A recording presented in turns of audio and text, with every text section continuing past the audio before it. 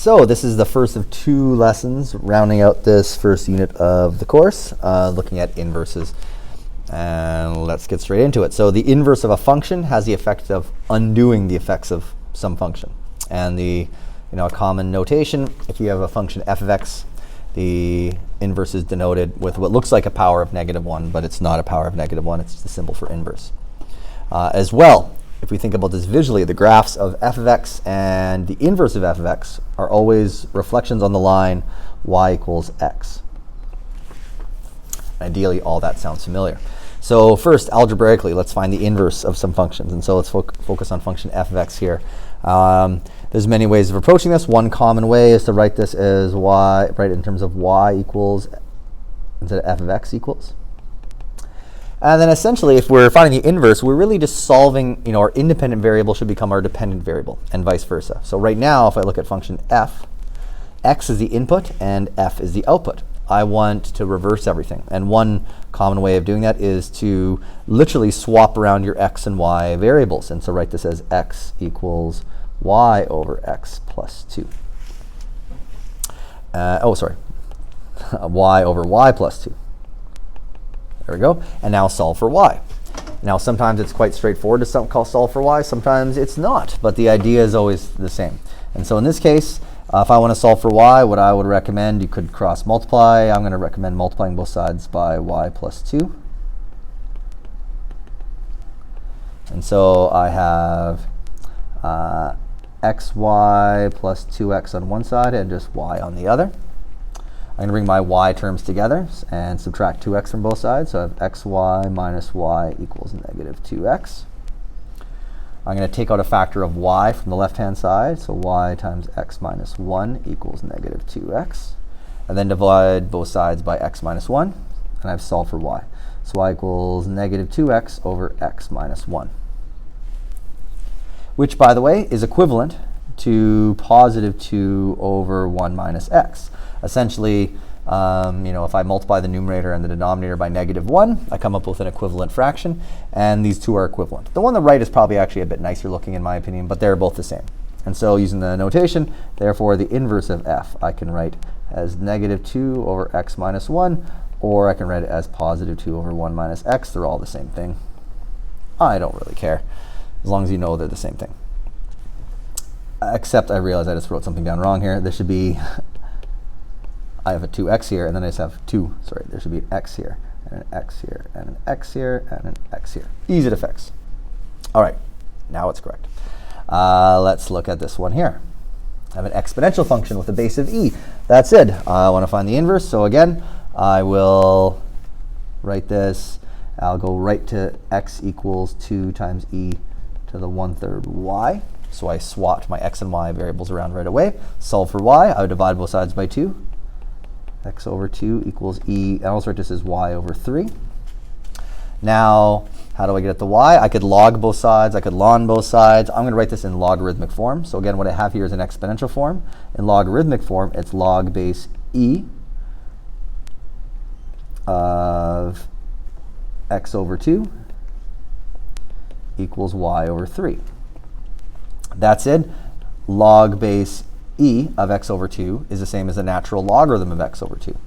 And so I'm going to write this now, save that step, and just write ln of x over 2. And so at this point, all that's left to solve for y is to multiply both sides by 3. So y equals 3 times the ln of x over 2, which means the inverse of g is 3 times the ln of x over 2. And again, lots of ways of approaching it. It's always, in the end, the same sort of idea. You're essentially solving for your other variable. All right, let's focus on logarithms now. And that's really where a lot of this lesson is going to focus on logarithms and natural logarithms and working with those particular ones. And maybe, again, for the sake of our notes, I'll make a little note right here. And just make a little note that log base e of x over 2 is the same as the natural logarithm of x over 2. I went over that pretty quickly, but to be honest, that's a really important fact I don't want us to lose sight of.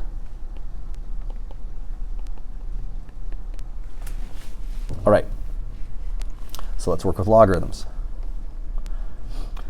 So any equation that's written in exponential form, so my example is y equals b to the power of x, can be written in logarithmic form. In this case, log base b of y equals x. Notice if you compare the two, the input of my exponential expression is the output of my logarithmic expression, and the output of my exponential expression is the input of my logarithmic expression, which makes sense. They're inverses of each other. So without a calculator, if possible, I want to evaluate all of these. So log base 4 of 16, if I want to evaluate this, let's think about what this means. This means 4 to the power of something equals 16. Well, what's that something? That has to be 2. So I know that this equals 2. Let's look at this one here. This means 4 to the power of something equals 1 over 16. Whatever that something is my answer to when I evaluate this. So the key is 16 is 4 to the power of 2, so 1 over 16 is 4 to the power of negative 2. Remembering your understanding of negative exponents. So moving right along, for this, whatever this equals, I have to think about 4 to the power of what equals negative 16. Well, this is not possible. I don't care what power I put in there, I'm never going to get 4 to the power of anything and get a negative number. So this is not possible, which means there's no solution. This is, I'll just say not possible. I've asked you to do something not possible. Log base 4 of negative 16 is not possible. And for the very fact that I have shown here. Remember, positive exponents are repeated multiplication. Negative exponents are repeated division. I can't take 4 and multiply or divide by itself in any number of ways and get a negative number. And lastly, log base 16 of 4, which means 16 to the power of something equals 4. Now this is possible. And so the key is to realize that 4 is the square root of 16. And so you want to realize that if the square root of 16 is 4, a square root is the same as the power of 1/2. Actually, I'll make my colors the correct colors here. And so I know this must equal 1/2, because 16 to the 1/2 equals 4, because a power of 1/2 is equivalent to a square root. All right. And ideally, again, none of this is new, right? I'm going through this extremely quickly if this is new. And so let's look at our logarithm laws and, kind of a complement to our exponent laws. And so first of all, though, some common logarithms. Log base 10 is what we call the common log. And it's actually not going to be used very much it's not very common in calculus, but it's very common in other sciences. And so that's just log of x. Anytime you see log of x, it's generally referring to log base 10 of x. But to be honest, in this course, we're not really going to work with log base 10 much of all. What we'll work with a lot is this, log base e of x, which is the natural logarithm. This is the one we're going to see a ton in this course. That is the logarithm that's really, really important for this course. That said, if you're adding logarithms with the same base, and notice here I have the same base. If you're adding logarithms with the same base, if you want, you can always write it as a single logarithm where you multiply your x and y together. So log base b of x times y. And again, vice versa. If you have a logarithm with if you factor the input to your logarithm, you can write it as a sum of two different logarithms with the same base, right? These all go both ways. So similarly here, if we're subtracting two logarithms of the same base, you can write it as a single logarithm where it's going to be log base b of x over y.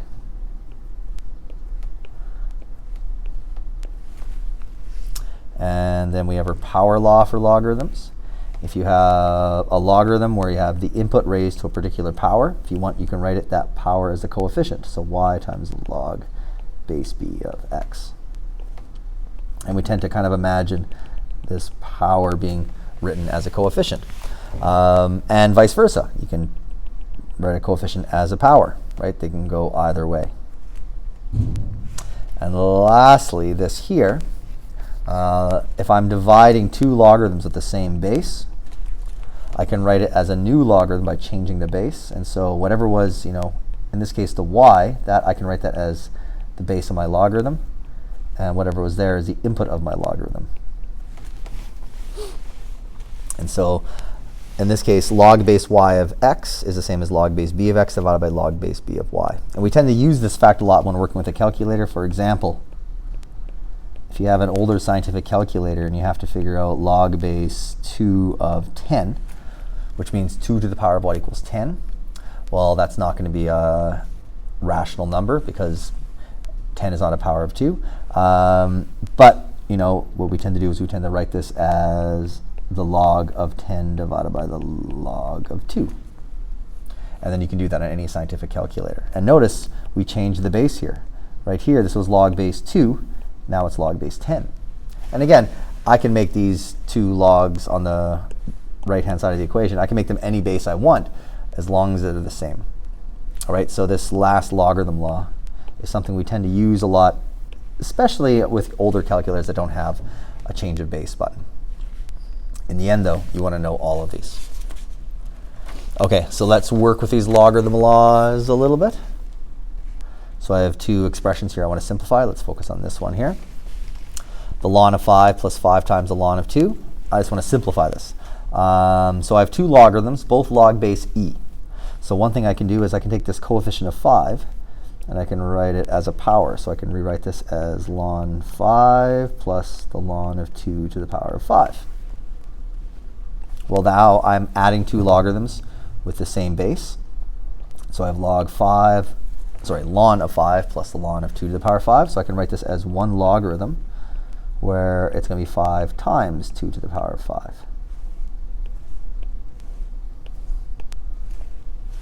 And I can stop there. That's a 2 to the power of 5 is 16.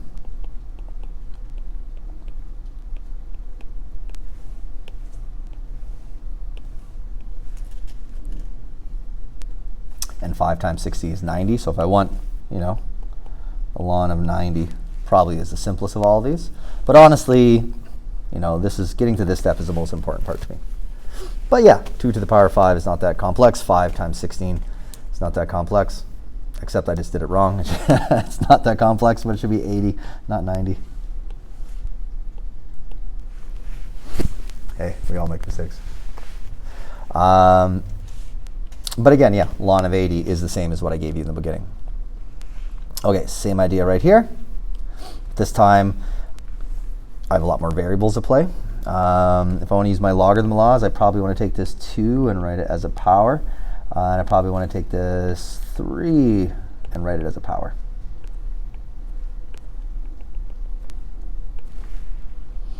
And so I get the ln of a plus the ln of b squared minus the ln of the cube root of c all cubed.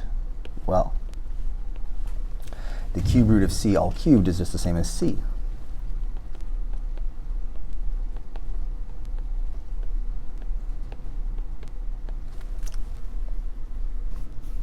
And now I can use my basic logarithm laws. I'll do this in 2 steps. First, putting these two together, I can write this as the ln of ab squared. That's using the product law, I believe it's called for logarithms.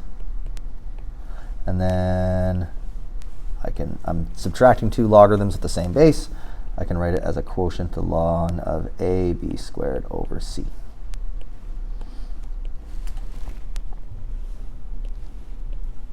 All right, and again, compared to what I gave you at the beginning, yeah, that's definitely a lot simpler. So let's use logarithms to solve exponential equations. That's what I have here. So I have 2 exponential equations. I want to solve them, and at some point, logarithms are going to come into play to solve these. Let's focus on this one. Okay, so I want to solve for x. The first thing I probably want to do is divide both sides by 10 to get 100 equals 1.05 to the power of x. And again, if I look at this, you can think of this. If I look at the equation, this is like I have an initial value of 10, growing at like 5% per year or something. How many years will it take for this to be worth to be at 1,000, right? That's one way of looking at this. That's it. To solve for x. Next, at this point, what I have here is an equation in exponential form. Let's write this in logarithmic form. And so this is going to be log base. Well, the base of the exponential expression is 1.05, so log base 1.05 of the input of my logarithm is going to be 100, because that's the output of my exponential expression. And then this equals x. Oh, there's my answer right there, which some calculators, I mean, honestly, this is what I mostly care about, log base 1.05 of 100. That said, I know that's the same as log 100 divided by log 1.05. And if I want to decimalize it, it's the same as about 94.39. So x is approximately 94.39. They're all good. What matters to me is you know they're all the same or equivalent. That's what matters to me. So that was logarithmic form. This is an sorry. I had that, but they're exponential form. All right, let's look at this equation here, which is the same idea except I have a base of e. That's okay though. It's a nice number. This is like something going from initial amount of 10, growing at 5%, but compounding continuously, reaching 1,000. That's kind of the idea here. That's it. Divide both sides by 10. You get 100 equals e. 0.05x. Again, this is an expression in exponential form. Let's write it in logarithmic form. And so this is going to be log base e, which is the natural logarithm of 100 equals 0.05x. Now all I got to do is divide both sides by 0.05, so x equals the ln of 100 divided by 0.05. And I will say, divided by 0.05, there's ways I can simplify that, but honestly, in the end, that's great. You know how to use your calculator if you need be, and you get about 92.1 approximately.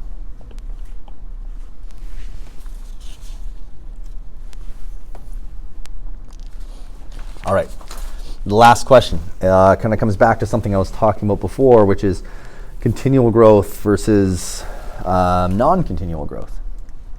And if you look at this graph right here, what you see, maybe I'll just show the whole thing at first. This graph here shows the difference between 3% growth when it's compounded annually versus compounded continuously. And I kind of talked about these ideas before. So when you see the steps in red, that is 3% growth from an initial amount of 1. If you want to imagine this being years, it can be really anything. But the most important thing is the shape. You notice here I have these steps that are getting steeper and steeper because it's exponential growth. But that's what the non-continual growth is like. The continual growth is an infinite number of compounding periods, or approaching infinity. And that's the blue curve. And notice again, while in some ways it may sound strange, this idea of continual growth, of having an infinitely many compounding periods, in terms of a visual, I think the graph in blue is simpler. It's a nice exponential curve. Notice if something, the more it compounds, the more it grows, the faster it grows. And so even though they're both 3% growth, if it's compounded annually, you see the steps in red. If it's compounded continuously, you see the curve in blue. It is more. Not a huge difference, but you know, this curve in blue is higher than the curve in red. And over time, the difference becomes more and more pronounced. So my question is this. What rate of continuous growth is equivalent to 3% annual compounded growth? Or another way of looking at it is this curve in blue is growing faster than than the steps in red. So I want to lower the growth rate of the curve in blue so that it matches up with the steps in red. What would that growth rate have to be? It's going to be less than 3%, just a little bit less, but it has to be less. So what? How can I figure that out? Well, that's the problem. So how can I do this? Well, let's go back to my general form for any continuous growth. In this case, I don't know what r is. I want to figure it out. And I know just by a bit of common sense, I guess, I know that it has to be a little bit less than 3%. Because what I see here in the graph is exactly 3%. And it's too much. It's growing above the annual compounding. But how much less? Well, let's pick an initial amount of 1, because that's a nice number, and think after 1 year of something growing at 3% compounded annually, after 1 year, that 1 is going to be worth 1.03. And so I just know and I could pick 2 years, but I know after I'm going to think after 1 year, an initial amount of 1 is going to be 1.03 if it's growing at 3% compounded annually. And so I don't know the rate of growth, but I know the time frame is 1 year. So if I can solve this equation, I can figure out that rate of growth must be.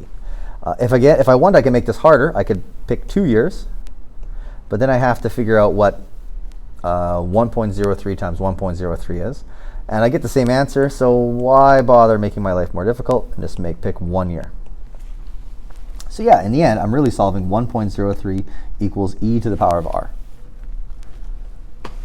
And now, how do I solve this? Well, if I want to solve for r, right now I have an exponential expression. I want to write it in logarithmic form. So this would be log base e, or the natural logarithm, of 1.03 equals r. And that's kind of it.